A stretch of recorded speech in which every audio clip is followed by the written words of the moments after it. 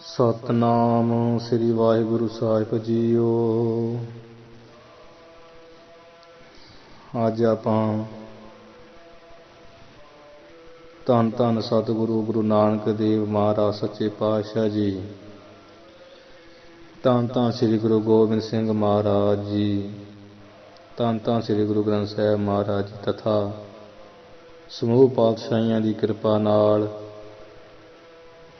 ਅੱਜ ਜੋ ਸ੍ਰੀ ਸਾਰਗਤਾਵਲੀ ਗ੍ਰੰਥ ਹੈ, ਪੰਡਤ ਹਰਦਿਆਲ ਜੀ ਦਾ ਲਿਖਿਆ ਹੋਇਆ, ਆਮ ਭਾਖਾ ਦੇ ਵਿੱਚ ਉਸ ਦੀ ਪ੍ਰਾਰੰਭਤਾ ਕਰਨ ਲੱਗੇ ਹਾਂ। ਗੁਰੂ ਸਾਹਿਬ ਦੀ ਕਿਰਪਾ ਨਾਲ ਪਾਵਰ ਸਮ੍ਰਿਤ, ਚਾਣਕਿਆ ਨੀਤੀ, ਵਿਚਾਰ ਮਾਲਾ, ਅਧਿਆਤਮ ਪ੍ਰਕਾਸ਼ ਦੀ ਕਥਾ ਆਪਾਂ ਪਹਿਲਾਂ ਕਰ ਹੀ ਚੁੱਕੇ ਹਾਂ, ਪੜ੍ਹ ਹੀ ਚੁੱਕੇ ਹਾਂ। ਅੱਜ ਜੋ 5 ਗ੍ਰੰਥ ਮੁੱਖ ਹਨ, ਜਿਨ੍ਹਾਂ ਨੂੰ ਸੰਪਰਦਾ ਦੇ ਵਿੱਚ ਕਥਾ ਵਿਚਾਰ ਵਿਦਿਆਰਥੀ ਨੂੰ ਸਿਖਾਉਣ ਵਾਸਤੇ ਪੜ੍ਹਾਇਆ ਜਾਂਦਾ ਹੈ, ਜੋ ਇੱਕ ਸੰਪਰਦਾ ਦਾ ਨਿਯਮ ਹੈ, ਉਸ ਨਿਯਮ ਨੂੰ ਵੀ ਸਤਿਗੁਰੂ ਦੀ ਕਿਰਪਾ ਨਾਲ ਉਹ ਵੀ ਪੂਰਾ ਹੋਣ ਜਾ ਰਿਹਾ ਹੈ। 5 ਗ੍ਰੰਥ ਸੰਪੂਰਨ ਹੋਣੇ ਜਾ ਰਹੇ। ਅੱਜ 5ਵਾਂ ਗ੍ਰੰਥ ਦੀ ਪ੍ਰਾਰੰਭਤਾ ਹੋਣ ਲੱਗੀ ਹੈ। ਸਭ ਤੋਂ ਪਹਿਲਾਂ ਜਿਵੇਂ ਕੋਈ ਵੀ ਗ੍ਰੰਥ ਆਪਾਂ ਪੜ੍ਹਦੇ ਹਾਂ, ਉਸ ਦਾ ਕਰਤਾ ਕੌਣ ਹੈ, ਉਸ ਦਾ ਜਨਮ ਕਿੱਥੇ ਹੋਇਆ, ਮਾਤਾ ਪਿਤਾ ਦਾ ਨਾਮ, ਕਿੰਨੀ ਵਿਦਿਆ ਪੜ੍ਹੀ, ਕਿੱਥੇ ਪੜ੍ਹੀ, ਇਹ ਆਮ ਹੀ ਪ੍ਰਚਾਰ ਵਿੱਚ ਦੱਸਿਆ ਜਾਂਦਾ ਹੈ ਕਿ ਉਸ ਗ੍ਰੰਥ ਕਰਤਾ ਨੇ ਕਿੰਨੇ ਗ੍ਰੰਥ ਲਿਖੇ ਹੈ, ਕਿਹੜੀ ਸਨ 'ਚ ਲਿਖੇ ਹੈ, ਕਿੱਥੇ ਲਿਖੇ ਹੈ, ਕਿੱਥੇ ਸਮਾਪਤ ਕੀਤੇ ਹੈ। ਇਹ ਸਾਰੀ ਜਿਹੜੀ ਵਿਚਾਰ ਜਿਹੜੇ ਗ੍ਰੰਥ ਕਰਤਾ ਦੀ ਮਿਲੇ ਉਹ ਦੱਸੀ ਜਾਂਦੀ ਹੈ।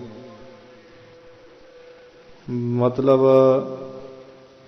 ਗ੍ਰੰਥ ਦੀ ਜਿਹੜੀ ਉਥਾਨਕਾ ਹੈ ਦੱਸਣੀ ਬਹੁਤ ਜ਼ਰੂਰੀ ਹੁੰਦੀ ਹੈ। ਇੱਕ ਪ੍ਰਮਾਣ ਹੁੰਦਾ ਬਹੁਤ ਵੱਡਾ, ਇੱਕ ਸਬੂਤ ਹੁੰਦਾ ਆਪਣੇ ਕੋਲ। ਜਿਵੇਂ ਸਾਰਗਤਾਵਲੀ ਗ੍ਰੰਥ ਦੇ ਸੰਬੰਧ ਵਿੱਚ ਜਾਣ ਪਛਾਣ, ਉਥਾਨਕਾ, ਇਸ ਦੇ ਬਾਰੇ ਜਾਣਕਾਰੀ ਸੰਪਰਦਾ ਦੇ ਵਿੱਚ ਦੱਸੀ ਜਾਂਦੀ ਹੈ। ਉਸ ਮੁਤਾਬਕ ਹੀ ਆਪਾਂ ਸਰਵਣ ਕਰਾਂਗੇ। ਸਾਰਗਤਾਵਲੀ ਗ੍ਰੰਥ ਦੀ ਜਿਹੜੀ ਹੈ ਉਥਾਨਕਾ ਉਹ ਇਸ ਪ੍ਰਕਾਰ ਹੈ ਕਿ ਤੀਜੇ ਸਤਿਗੁਰੂ ਸ੍ਰੀ ਗੁਰੂ ਅਮਰਦਾਸ ਮਹਾਰਾਜ ਜੀ ਹੋਏ। ਭੱਲੇ ਅਮਰਦਾਸ ਗੁਣ ਤੇਰੇ, ਤੇਰੀ ਉਪਮਾ ਤੋਹੇ ਬਨ ਆਵੈ। ਗੁਰ ਅਮਰਦਾਸ ਕੀ ਅਕਥ ਕਥਾ ਹੈ, ਇੱਕ ਜੀਹ ਕਛ ਕਹੀ ਨਾ ਜਾਈ। ਸਤਿਗੁਰੂ ਅਮਰਦਾਸ ਮਹਾਰਾਜ ਜੀ ਵੱਲੋਂ ਆਪਣੇ ਸਮੇਂ ਵਿੱਚ ਰਹਿੰਦਿਆਂ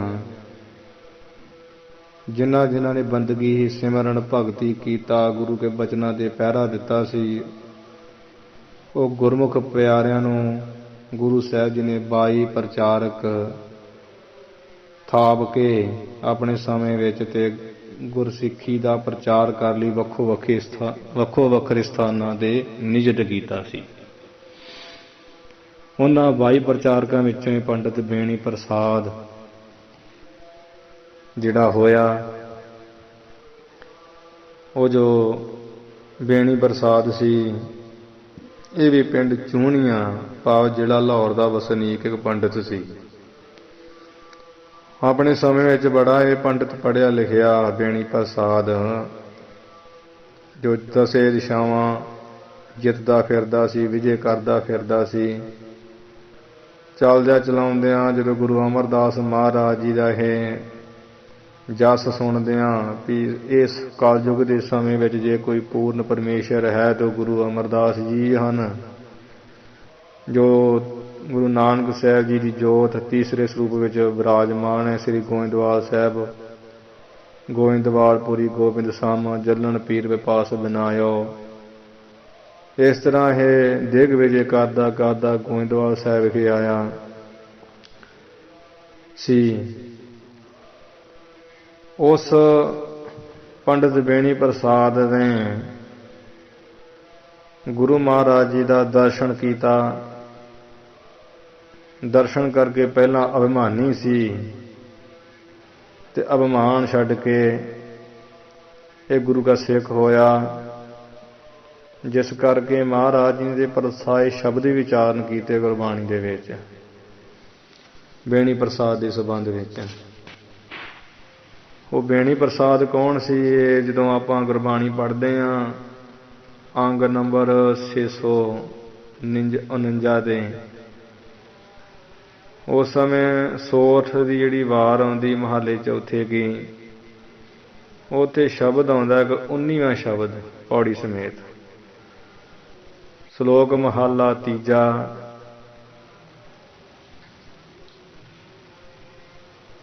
ਉਹ ਸ਼ਲੋਕ ਮਹੱਲੇ ਤੀਜੇ ਦੇ ਵਿੱਚ ਬ੍ਰਹਮ ਬਿੰਦੇ ਤਿਸਦਾ ਬ੍ਰਹਮਤ ਰਹੈ, ਏਕ ਸ਼ਬਦ ਲਿਵ ਲਾਏ, ਨਾਮ ਨਿਧੀ 18 ਸਿੱਧੀ, ਪਿੱਛੇ ਲੱਗੀਆਂ ਫਿਰ ਹੈ ਜੋ ਹਰ ਹਿਰਦੈ ਸਦਾ ਸਾਈ। ਮੈਨੂੰ ਸਤਿਗੁਰ ਨਾਉ ਨਾ ਪਾਈਐ, ਬੁੱਝੋ ਕਰ ਵਿਚਾਰ, ਨਾਨਕ ਪੂਰੇ ਭਾਗ ਸਤਿਗੁਰ ਮਿਲੇ ਸੁਖ ਪਾਏ ਜੁਗ ਚਾਰ। ਇਹ ਬੇਣੀ ਪ੍ਰਸਾਦ ਪੰਡਤ ਨੂੰ ਜਿਹੜਾ ਉਪਦੇਸ਼ ਕੀਤਾ ਸੀ ਮਹਾਰਾਜ ਜੀ ਨੇ, ਉਹ ਕਾਰਨ ਕੀ ਬਣਿਆ ਸੀ? ਇਹਦੀ ਉਥਾਨਕਾ ਵੀ ਐਵੇਂ ਸੰਪਰਦਾ ਦੇ ਵਿੱਚ ਦੱਸੀ ਹੈ, ਟੀਕਿਆਂ ਵਿੱਚ ਲਿਖੀ ਹੋਈ ਆ। ਇਹ ਬੇਣੀ ਨਾਮੇ ਪੰਡਤ ਚੂਹਣੀਆਂ ਦਾ ਵਸਨੀਕ ਜਿਹੜਾ ਲਾਹੌਰ ਦਾ ਸੀ, ਤੇ ਇਹ ਦਿਗ ਵਿਜੇ ਕਰਦਾ ਜਦੋਂ ਇਹ ਗੋਇੰਦਵਾਲ ਆਇਆ ਤੇ ਗੁਰੂ ਅਮਰਦਾਸ ਮਹਾਰਾਜ ਜੀ ਦਾ ਦਰਸ਼ਨ ਕਰਨ ਲਈ, ਤੇ ਗੁਰੂ ਸਾਹਿਬ ਜੀ ਦਾ ਹੁਕਮ ਸੀ ਹਰੇਕ ਮਨੁੱਖ ਲਈ, ਭਾਵੇਂ ਅਮੀਰ ਗਰੀਬ ਅਨਾਥ ਜਿਸ ਤਰ੍ਹਾਂ ਵੀ, ਇਹ ਹੁਕਮ ਸੀ ਕਿ ਪਹਿਲੇ ਪੰਗਤ ਪਾਸ਼ਾ ਸੰਗਤ, ਪਹਿਲਾਂ ਪੰਗਤ ਕਰਨੀ, ਪਾ ਗੁਰੂ ਕੇ ਲੰਗਰ ਛਕਣੇ, ਤੇ ਫਿਰ ਇਹਨੇ ਸੰਗਤ ਵਿੱਚ ਆਉਣਾ। ਪੰਡਤ ਨੇ ਬੇਣੀ ਪ੍ਰਸਾਦ ਨੇ ਗੁਰੂ ਕੇ ਬਚਨ ਸਿੱਖ ਪਾਸ ਸੁਣਦੇ ਲਏ, ਪਰ ਲੰਗਰ ਵਿੱਚ ਹਰੇਕ ਉੱਚੀ ਨੀਵੀਂ ਜਾਤ ਦੇ ਮਨੁੱਖ ਪ੍ਰਸ਼ਾਦਾ ਛਕਦੇ ਵੇਖੇ, ਛਕਾਉਂਦੇ ਵੇਖੇ, ਸੇਵਾ ਕਰਦੇ ਵੇਖੇ। ਭਾਵ ਗੁਰਸਿੱਖਾਂ ਨੂੰ ਵੇਖਿਆ ਬੜੀ ਨਫ਼ਰਤ ਕੀਤੀ, ਘਿਰਣਾ ਜੀ ਕਰਕੇ, ਗਿਲਾਨੀ ਜੀ ਕਰਕੇ ਸਿੱਖਾਂ ਨੂੰ ਕਹਿਣ ਲੱਗਾ ਕਿ ਮੈਂ ਤੇ ਕਰਮ ਕਾਂਢੀ ਹਾਂ, ਮੇਰਾ ਤੇ ਨਿਯਮ ਟੁੱਟ ਜਾਊਗਾ ਜੇ ਮੈਂ ਤੁਹਾਡੇ ਵਿੱਚ ਛਕਾਂਗਾ। ਤੁਸੀਂ ਤੇ ਕੋਈ ਸੋਧ ਸੁਧਾਈ ਵਾਲੇ ਨਹੀਂ ਹੋ। ਅੱਜ ਜਿਵੇਂ ਕਈ ਦਿਨਾਂ ਦੀ ਸੁਧਾਈ ਹੁੰਦੀ ਨਾ, ਚੰਗੀ ਗੱਲ ਹੈ। ਔਰ ਗੁਰੂ ਕੇ ਲੰਗਰ ਵਿੱਚ ਜਾ ਕੇ ਕਈ ਬਹੁਤਾ ਹੀ ਪਖੰਡ ਰਚ ਲੈਂਦੇ, ਉੱਥੇ ਵੀ ਉਹ ਆਪਣਾ ਹੀ ਕਹਿਣਗੇ ਅਸੀਂ ਨਹੀਂ ਇੱਥੋਂ ਛਕ ਸਕਦੇ। ਅਸੀਂ ਜਿਹੜੇ ਕੋਈ ਸੁਧਾਈ ਵਾਲੇ ਆ ਉਹਨਾਂ ਨੂੰ ਮਾੜਾ ਨਹੀਂ ਕਹਿ ਰਹੇ, ਕਿਉਂਕਿ ਸੰਤ ਗੁਰਬਚਨ ਸਿੰਘ ਹੋਣੀ ਮਹਾਂਪੁਰਸ਼ ਇਸ ਤਰ੍ਹਾਂ ਕਰਦੇ ਰਹੇ ਹਨ। ਪਰ ਇੱਕ ਸੰਤ ਬਾਬਾ ਅਜੀਤ ਸਿੰਘ ਜੀ ਹੋਏ ਆ, ਉਹਨਾਂ ਕੋਲ ਮਹਾਂਪੁਰਖਾਂ ਨੇ, ਉਹ ਮਹਾਂਪੁਰਖ ਬ੍ਰਹਮ ਗਿਆਨੀ ਸਨ, ਪਰ ਉਹਨਾਂ ਦਾ ਪ੍ਰਸ਼ਾਦਾ ਬਿਨਾਂ ਸੋਧ ਸੁਧਾਈ ਤੋਂ ਵੀ ਛਕ ਲਿਆ ਸੀ। ਇਹ ਨਹੀਂ ਵੀ ਉਹ ਸੰਤਾਂ ਦੀ ਸੋਧ ਸੁਧਾਈ ਨਹੀਂ ਸੀ, ਪਰ ਸੰਤਾਂ ਨੇ ਮਤਲਬ ਪ੍ਰਸ਼ਨ ਉੱਤਰ ਨਹੀਂ ਕੀਤਾ, ਚੁੱਪ ਚਪੀਤੇ ਛਕ ਲਿਆ ਸੀ। ਸਗੋਂ ਸਿੰਘਾਂ ਨੇ ਗੁੱਸਾ ਕੀਤਾ ਸੀ ਇਸ ਗੱਲ ਦਾ, ਤੇ ਮਹਾਂਪੁਰਸ਼ਾਂ ਨੇ ਇਹੀ ਕਹਿ ਦਿੱਤਾ ਸੀ ਵੀ ਜਦੋਂ ਸਿੰਘ ਕਹਿੰਦਾ ਮਹਾਂਪੁਰਸ਼ ਕੀ, ਤੇ ਸੰਤਾਂ ਨੇ ਕਿਹਾ ਕਿ ਤੂੰ ਇੱਥੇ ਆਪਣੀ ਭਾਈ ਜ਼ਬਾਨ ਜਿਹੜੀ ਨਾ ਬੰਦ ਰੱਖ, ਤੈਨੂੰ ਨਹੀਂ ਪਤਾ ਇਹ ਜਿੰਨਾ ਕੋਈ ਹੱਥੀਂ ਪ੍ਰਸ਼ਾਦਾ ਛਕਿਆ ਕੌਣ। ਕਹਿਣ ਤੋਂ ਭਾਵ ਜਿਵੇਂ ਹਰਿਮੰਦਰ ਸਾਹਿਬ ਲੰਗਰ ਪ੍ਰਸ਼ਾਦਾ, ਜੇ ਆਪਾਂ ਉੱਥੇ ਜਾ ਕੇ ਸ਼ੰਕੇ ਕਰੀ ਜਾਵਾਂਗੇ ਵੀ ਨਹੀਂ ਨਹੀਂ ਆਪਣਾ ਹੀ ਪਕਾ ਕੇ ਖਾਣਾ, ਤੇ ਬੜੀ ਵੱਡੀ ਭੁੱਲ ਆ। ਗੁਰੂ ਅਮਰ ਰਾਮਦਾਸ ਮਹਾਰਾਜ ਜੀ ਦਾ ਲੰਗਰ, ਸ੍ਰੀ ਹਜ਼ੂਰ ਸਾਹਿਬ ਜੀ ਦਾ ਲੰਗਰ, ਇਹ ਬਹੁਤ ਕਿਰਪਾ ਮਹਾਰਾਜ ਦੀ, ਮਤਲਬ ਗੁਰੂ ਸਥਾਨਾਂ ਤੇ ਇਤਿਹਾਸੀ ਸਥਾਨ ਕਿਰਪਾ ਹੀ ਮਹਾਰਾਜ ਜੀ, ਉੱਥੇ ਕਦੇ ਝੂਠ ਰਹਿ ਨਹੀਂ ਜਾਂਦੀ। ਮਤਲਬ ਸਾਡੇ ਕਹਿਣ ਤੋਂ ਇਹ ਭਾਵ ਆ, ਜਿੱਥੋਂ ਤੱਕ ਮਾਤੜ ਦੀ ਮੱਤ ਹੈ। ਕਿਉਂਕਿ ਜਦੋਂ ਅਸੀਂ ਇਹੋ ਜਿਹਾ ਕੁਝ ਜਣਾਉਂਦੇ ਹਾਂ ਨਾ ਕਿ ਮੈਂ ਆਪਣਾ ਹੀ ਖਾਣਾ, ਉਦੋਂ ਮਨ 'ਚ ਹਉਮੈ ਬਦੋ ਬਦੀ ਨਿਕਲਦੀ ਹੁੰਦੀ ਵੀ ਮੈਂ ਇੱਕ ਵੱਖਰਾ ਹੀ, ਆਪਣਿਆਂ ਨੂੰ ਬੰਦਾ ਸੁਤੇ ਸੇਧੀ ਆਪ ਵੱਖਰਾ ਸਮਝਦਾ। ਇਸੇ ਤਰ੍ਹਾਂ ਹੀ ਇਹ ਜਿਹੜਾ ਪੰਡਤ ਹੈ ਨਾ, ਇਹ ਕਹਿੰਦਾ ਮੈਂ ਤੇ ਕਰਮ ਕਾਂਢੀ, ਮੇਰਾ ਨਿਯਮ ਟੁੱਟ ਜਾਊਗਾ, ਇਸ ਲਈ ਮੈਂ ਲੰਗਰ ਵਿੱਚੋਂ ਪ੍ਰਸ਼ਾਦਾ ਨਹੀਂ ਛਕ ਸਕਦਾ। ਤਾਂ ਸਿੱਖਾਂ ਨੇ ਕਿਹਾ ਕਿ ਸਤਿਗੁਰਾਂ ਦਾ ਹੁਕਮ ਹੈ ਕਿ ਲੰਗਰ ਛਕੇ ਬਗੈਰ ਤੇ ਦਰਸ਼ਨ ਨਹੀਂ ਹੋ ਸਕਦੇ, ਤੂੰ ਕਿਵੇਂ ਕਰੇਂਗਾ ਗੁਰੂ ਕੇ ਦਰਸ਼ਨ। ਇਹ ਬੇਣੀ ਪ੍ਰਸਾਦ ਪੰਡਤ ਸਿੱਖਾਂ ਨੂੰ ਇਹ ਕਹਿ ਕੇ ਚਲਾ ਗਿਆ ਕਿ ਚੱਲ, ਜੇ ਨਹੀਂ ਦਰਸ਼ਨ ਹੋ ਸਕਦੇ ਤੇ ਦਵਾਰਕਾ ਨਗਰੀ ਵਿੱਚ ਜਾਵਾਂਗੇ, ਕ੍ਰਿਸ਼ਨ ਭਗਵਾਨ ਦੇ ਦਰਸ਼ਨ ਕਰਦੇ ਹਾਂ। ਅਸੀਂ ਜ਼ਰੂਰੀ ਇੱਥੇ ਗੋਇੰਦਵਾਲ ਦਰਸ਼ਨ ਕਰਨੇ, ਆਪਣੇ ਉਪਾਸਕ ਆਪ ਜਿਹਦਾ ਮੈਂ ਉਪਾਸਕ ਹਾਂ ਕ੍ਰਿਸ਼ਨ ਜੀ ਦਾ, ਕ੍ਰਿਸ਼ਨ ਜੀ ਦੇ ਦਰਸ਼ਨ ਕਰੂੰਗਾ ਜਾ ਕੇ। ਜਦੋਂ ਇਹ ਗੱਲ ਕਹਿ ਕੇ ਬੇਣੀ ਪੰਡਤ ਗੁਰੂ ਘਰ ਦੇ ਲੰਗਰ ਤੇ ਸ਼ੰਕਾ ਕਰਕੇ ਵਾਪਸ ਮੁੜਿਆ ਤਾਂ ਦਵਾਰਕਾ ਨੂੰ ਜਾਂਦਿਆਂ ਰਸਤੇ ਵਿੱਚ ਹੀ ਸਾਧ ਸੰਗਤ ਕ੍ਰਿਸ਼ਨ ਅਸ਼ਟਮੀ ਦਾ ਦਿਨ ਆ ਗਿਆ। ਹੁਣ ਇਹ ਕ੍ਰਿਸ਼ਨ ਜੀ ਦਾ ਉਪਾਸਕ ਮੰਨਣ ਵਾਲਾ ਸੀ, ਇਸ ਨੇ ਕ੍ਰਿਸ਼ਨ ਅਸ਼ਟਮੀ ਵਾਲੇ ਦਿਨ ਵਰਤ ਰੱਖ ਲਿਆ ਤੇ ਦਵਾਰਕਾ ਨੂੰ ਜਾਂਦਿਆਂ ਜਾਂਦਿਆਂ ਰਸਤੇ ਵਿੱਚ ਰਾਤ ਪੈ ਗਈ। ਰਾਤ ਇਹੋ ਜਿਹੀ ਪੈ ਗਈ ਘੋਰ ਵੀ ਵਰਖਾ ਹੋਣੀ ਸ਼ੁਰੂ ਹੋ ਗਈ। ਤਾਂ ਬੇਣੀ ਪੰਡਤ ਇੱਕ ਐਵੇਂ ਬੇਆਬਾਦ ਜੰਗਲ ਜਿਹੇ ਦੇ ਵਿੱਚ ਘਰ ਜਿਹਾ ਬਣਿਆ ਹੋਇਆ ਸੀ। ਉਸ ਜੰਗਲ ਦੇ ਵਿੱਚ ਘਰ ਦੇ ਇੱਕ ਖੂੰਜੇ ਵਿੱਚ ਖੜ ਕੇ ਕ੍ਰਿਸ਼ਨ ਕ੍ਰਿਸ਼ਨ ਕਰਦਾ ਰਿਹਾ। ਜਦੋਂ ਸਵੇਰੇ ਇਸ ਨੇ ਵਰਤ ਖੋਲ੍ਹਣਾ ਸੀ, ਹੁਣ 9ਵੀਂ ਥਿੱਧ ਵਾਲੇ ਦਿਨ, ਉਸ ਵੇਲੇ ਇਹਨੇ ਸੰਕਲਪ ਕੀਤਾ ਕਿ ਜੇ ਕੋਈ ਖਾਣ ਲਈ ਚੀਜ਼ ਮਿਲ ਜਾਵੇ ਤਾਂ ਮੈਂ ਵਰਤ ਖੋਲ੍ਹ ਲਵਾਂ, ਚੰਗਾ ਹੋ ਜੂਗਾ। ਅੰਤਰਜਾਮੀ ਨੇ ਦੇ ਅੰਦਰ ਦੀ ਜਾਣਦਿਆਂ ਉਸੇ ਵੇਲੇ ਗੁਪਤ ਰੂਪ ਵਿੱਚ ਕੱਚੀ ਜਿਹੜੀ ਰਸੋਈ ਆ, ਭਾਵ ਕੀ ਆ ਵੀ ਰਿੱਝੇ ਹੋਏ ਜਿਹੜੇ ਚੌਲ ਆ ਨਾ, ਉਹ ਰੱਖ ਦਿੱਤੇ। ਜਦੋਂ ਚੌਲ ਵੇਖੇ ਤਾਂ ਬੇਣੀ ਪੰਡਤ ਨੂੰ ਸ਼ੰਕਾ ਫੁਰ ਗਈ। ਕਹਿਣ ਲੱਗਾ ਵੀ ਦਿਲ ਦੀ ਭਾਵਨਾ ਤਾਂ ਪੂਰੀ ਹੋ ਗਈ ਆ, ਪਰ ਇਹ ਤਾਂ ਉਹੋ ਹੀ ਹੈ ਗੁਰੂ ਅਮਰਦਾਸ ਮਹਾਰਾਜ ਵਾਲੇ ਚੌਲ ਜਿਹੜੇ ਲੰਗਰ ਵਿੱਚ ਮੈਂ ਵੇਖ ਆਇਆ ਤੇ ਜਾਤ ਪਾਤ ਸਾਰੀਆਂ ਦੇ ਵਰਤਾ ਰਹੇ ਸੀ, ਤੇ ਉਹਨੂੰ ਹੀ ਤੇ ਨਫ਼ਰਤ ਕਰਕੇ ਮੈਂ ਛੱਡ ਕੇ ਆਇਆ। ਨਫ਼ਰਤ ਕਰਕੇ ਤੇ ਉਹੀ ਚੌਲ ਹੈ, ਇਸ ਲਈ ਕਹਿੰਦਾ ਵੀ ਇਹ ਮੇਰੇ ਖਾਣ ਦੇ ਯੋਗ ਹੀ ਨਹੀਂ ਹੈ ਚੌਲ। ਇਹ ਫਿਰ ਪਰਮਾਤਮਾ ਨੇ ਗੁਪਤ ਰੂਪ ਵਿੱਚ ਹੀ ਮਠਿਆਈ ਰੱਖ ਦਿੱਤੀ। ਜਦੋਂ ਨੇ ਸ਼ੰਕਾ ਕੀਤਾ ਨਾ, ਪਰਮੇਸ਼ਰ ਨੇ ਮਠਿਆਈ ਰੱਖ ਦਿੱਤੀ। ਮਠਿਆਈ ਵੇਖ ਕੇ ਪ੍ਰੇਮ ਵਿੱਚ ਮਸਤ ਤੇ ਹੋ ਗਿਆ। ਕਹਿਣ ਲੱਗਾ ਕਿ ਪਰਮੇਸ਼ਰ ਜੀ, ਇਸ ਜਿਹੜੀ ਬੇਨਤੀ ਹੈ ਮਨ ਦੀ ਉਹ ਤੇ ਸੁਣੀ ਜਾਂਦੇ, ਦਰਸ਼ਨ ਕਿਉਂ ਨਹੀਂ ਹੋ ਰਹੇ? ਦਰਸ਼ਨ ਵੀ ਦਿਓ ਨਾ।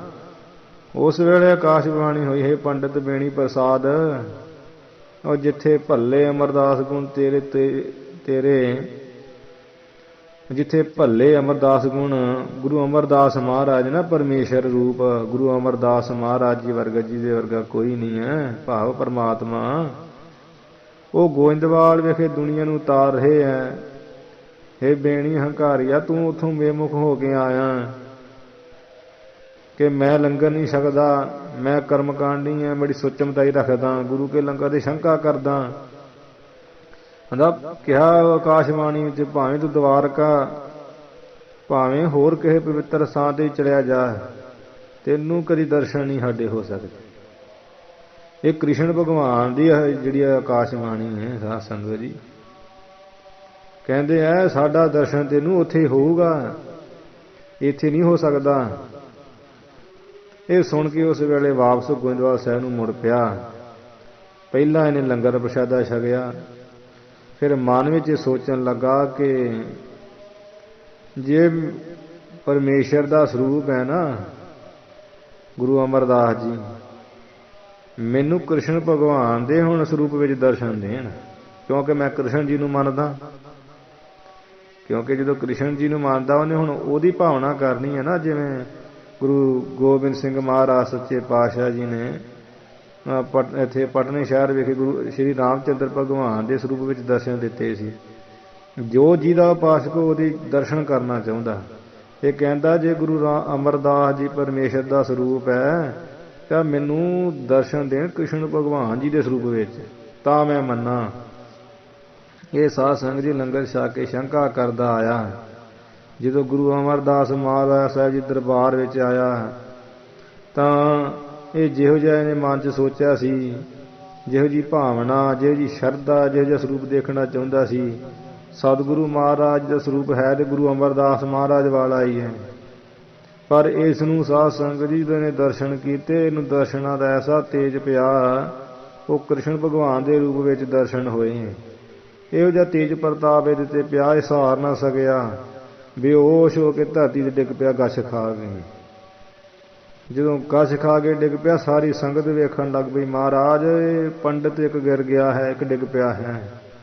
ਗੁਰੂ ਸਾਹਿਬ ਜੀ ਮੁਸਕਰਾਉਂਦੇ, ਸਭ ਜਾਣਦੇ ਹੈ ਇਹ ਉਹੀ ਬੇਣੀ ਪ੍ਰਸਾਦ ਹੈ, ਪੰਡਿਤ ਹੈ ਜਿਹੜਾ ਦਵਾਰਕਾ ਚਲਾ ਗਿਆ। ਗੁਰੂ ਸਾਹਿਬ ਉਸ ਵੇਲੇ ਬੜੇ ਅੰਦਰੇ ਅੰਦਰ ਪ੍ਰਸੰਨ ਹੈ। ਨੇੜੇ ਆ ਕੇ ਚਰਨਾਂ ਦਾ ਸਾਧ ਸੰਗਤ ਜੀ ਅੰਗੂਠਾ ਜਿਹੜਾ ਸੀ ਨਾ, ਉਹ ਇਹ ਬੇਣੀ ਪ੍ਰਸਾਦ ਪੰਡਤ ਦੇ ਮਸਤਕ ਨਾਲ ਛੁਹਾਇਆ। ਜਦੋਂ ਨੂੰ ਸੁਰਤ ਆਈ ਤਾਂ ਸਤਿਗੁਰੂ ਦੇ ਚਰਨੀ ਡਿੱਗ ਪਿਆ, ਬੇਨਤੀ ਕੀਤੀ, ਮਹਾਰਾਜ ਖਿਮਾ ਕਰੋ, ਖਿਮਾ ਕਰੋ, ਹਮ ਮੂਰਖ ਮੁਗਧ ਸਰਨਾਗਤੀ, ਅਸੀਂ ਮਹਾਰਾਜ ਮੂਰਖ ਹੀ ਹਾਂ, ਤੁਹਾਡੀ ਸ਼ਰਨ ਆਏ। ਮਹਾਰਾਜ ਮੈਂ ਪਹਿਲਾਂ ਹੰਕਾਰੀ ਨੇ ਪ੍ਰਸ਼ਾਦਾ ਨਾ ਛਕਿਆ ਕਿ ਕਰਮ ਕਾਂਡੀ ਹਾਂ, ਮੈਂ ਬ੍ਰਾਹਮਣ ਹਾਂ, ਮੈਂ ਕਿਉਂ ਦੇ ਸਕਾਂ। ਸਤਿਗੁਰੂ ਮੈਂ ਤੇ ਸ਼ੰਕਾ ਕੀਤੀ ਵੀ ਮੇਰਾ ਬ੍ਰਾਹਮਣ ਪੁਣਾ ਨਹੀਂ ਰਹਿਣਾ, ਜੇ ਮੈਂ ਇੱਥੇ ਲੰਗਰ ਛਕ ਲਿਆ ਤਾਂ ਮੈਂ ਚਲਾ ਗਿਆ ਸੀ।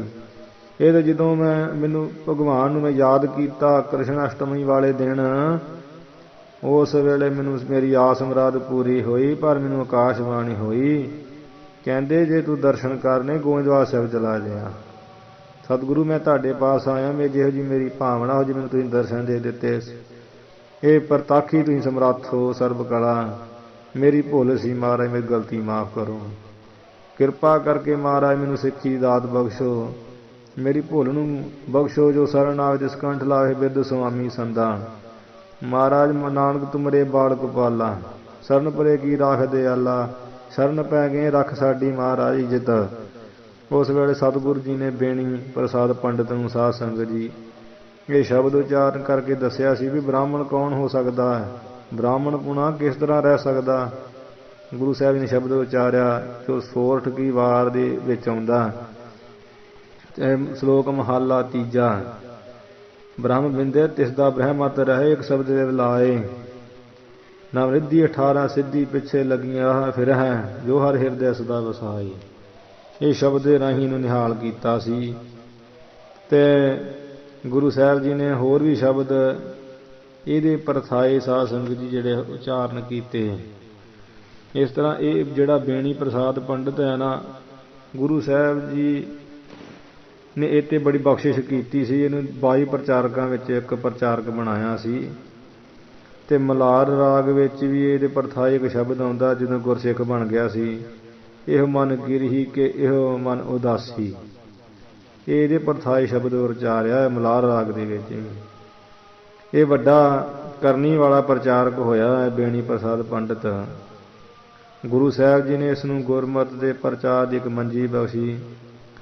ਕਈ ਥਾਵਾਂ 'ਤੇ ਇਹਦਾ ਨਾਂ ਜਿਹੜਾ ਬੇਣੀ ਮਾਧੋ ਵੀ ਲਿਖਿਆ ਹੋਇਆ ਹੈ। ਇਸ ਦੀ ਵੰਸ਼ ਵਿੱਚ ਹੀ ਪੰਡਤ ਹਰਦਿਆਲ ਉੱਤਮ ਕਵੀ ਹੋਇਆ, ਜਿਹਨੇ ਸਾਰ ਗਤਾਵਲੀ ਤੇ ਵੈਰਾਗ ਸ਼ਤਕ, ਇੱਕ ਮਨੋਹਰ ਮਨ ਨੂੰ ਚਿਰਾਉਣ ਵਾਲਾ ਬੜਾ ਸੁੰਦਰ ਸੋਹਣਾ ਸੰਸਕ੍ਰਿਤ ਦਾ ਉਲੱਥਾ ਕਰਕੇ ਇਹ ਸਾਧ ਸੰਗਤ ਜੀ ਇਹ ਗ੍ਰੰਥ ਲਿਖਿਆ ਹੈ। ਇਹ ਤਾਂ ਥੋੜ੍ਹਾ ਦੱਸਿਆ ਵੀ ਪੰਡਤ ਬੇਣੀ ਪ੍ਰਸਾਦ ਕੌਣ ਸੀ। ਉਹਦੇ ਖਾਨਦਾਨ ਵਿੱਚ ਹੀ ਪੰਡਤ ਹਰਦਿਆਲ ਜੀ ਦਾ ਜਨਮ ਪਿੰਡ ਚੂਹਣੀਆਂ, ਲਾਹੌਰ, ਪਾਕਿਸਤਾਨ, ਜੋ ਸ਼ਾਂਗਾ ਮਾਂਗਾ ਰੇਲਵੇ ਸਟੇਸ਼ਨ ਤੋਂ 8 ਮੀਲ ਦੱਖਣ ਵੱਲ ਵਿੱਚ ਹੋਇਆ। ਪੰਡਤ ਜੀ ਦੇ ਮਾਤਾ ਪਿਤਾ ਤੇ ਜਨਮ ਤਰੀਕ ਬਾਰੇ ਕਿਤੋਂ ਪਤਾ ਨਹੀਂ ਮਿਲਦਾ, ਪਰ ਇਹਨਾਂ ਵੱਲੋਂ ਲਿਖੇ 2 ਮਹਾਨ ਜਿਹੜੇ ਗ੍ਰੰਥ ਹੈ ਨਾ, ਉਹਨਾਂ ਦੇ ਜਿਹੜੇ ਸਨ ਸੰਮਤ ਤੋਂ ਅਨੁਮਾਨ ਜਿਹਾ ਕਰਕੇ ਇਹਨਾਂ ਦਾ ਜਨਮ ਜਿਹੜੇ ਵਿਦਵਾਨ ਕਹਿੰਦੇ ਉਹ 1765 ਈਸਵੀ ਦੇ ਲਾਗੇ ਜਾਗੇ ਜਿਹੜਾ ਮੰਨਿਆ ਜਾਂਦਾ ਹੈ। 1708 'ਚ ਗੁਰੂ ਗੋਬਿੰਦ ਸਿੰਘ ਮਹਾਰਾਜ ਸੱਚੇ ਪਾਤਸ਼ਾਹ ਜੀ ਜਿਹੜੇ ਹੈ ਜੋਤੀ ਜੋ ਸਮਾਏ ਸਨ, ਤੇ 1765 ਇਸ ਤੋਂ ਹਿਸਾਬ ਲਾ ਲਓ ਵੀ ਕੋਈ 48 45 50 ਸਾਲ ਦੇ ਬਾਅਦ ਇਹਦਾ ਜਨਮ ਹੋਇਆ ਮੰਨਿਆ ਜਾਂਦਾ ਪੰਡਤ ਹਰਦਿਆਲ ਜੀ ਦਾ, ਗ੍ਰੰਥਾਂ ਤੋਂ ਅਨੁਮਾਨ ਲਾ।